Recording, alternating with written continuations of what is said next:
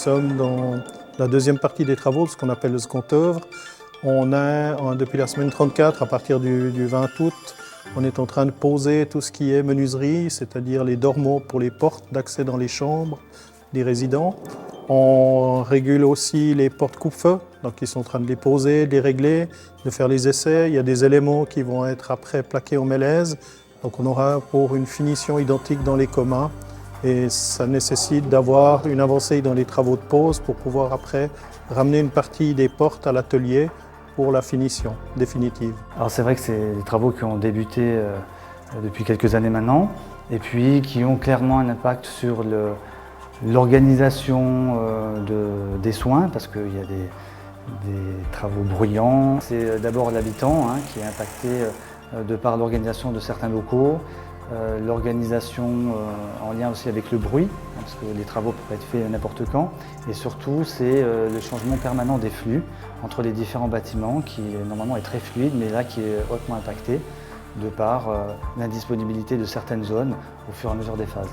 Alors les principaux défis à relever sur cette période-là de travaux et d'ouverture du R3, c'est essentiellement l'arrivée de nouveaux collaborateurs et le recrutement de collaborateurs, qui reste en ce moment une problématique générale sur tout le secteur des soins, un peu moins du socio-culturel, mais surtout des soins. Et donc il nécessite une grande coordination et une planification pour qu'on ait les collaborateurs au moment de l'ouverture du R3. Le projet du R3 était vraiment en vue d'offrir une meilleure prestation pour les habitants, c'est-à-dire que tout le monde bénéficie d'une chambre seule.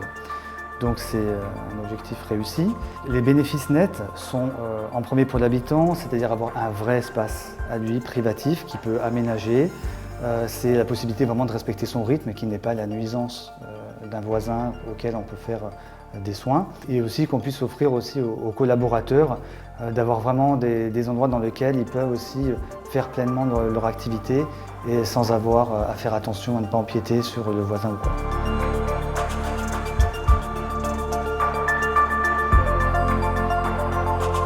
En parallèle aux travaux du bâtiment R3, où on a vu la pose des menuiseries, dans les accès liaisons entre les différents bâtiments en exploitation de la Rosavère, on est dans le couloir qui desservira le futur local de nettoyage. La construction du bâtiment R3 et sa liaison qui est en fait l'interface permet aujourd'hui d'offrir un lieu commun entre ces deux bâtiments et un espace supplémentaire pour les familles pour lesquelles ils peuvent venir visiter leurs proches dans un espace calme, volumineux. Donc cette interface-là va aussi accueillir des bureaux pour la direction, les ressources humaines et donc permettre de regrouper l'ensemble des activités administratives de la Rosavère sur le site de la Rosavère.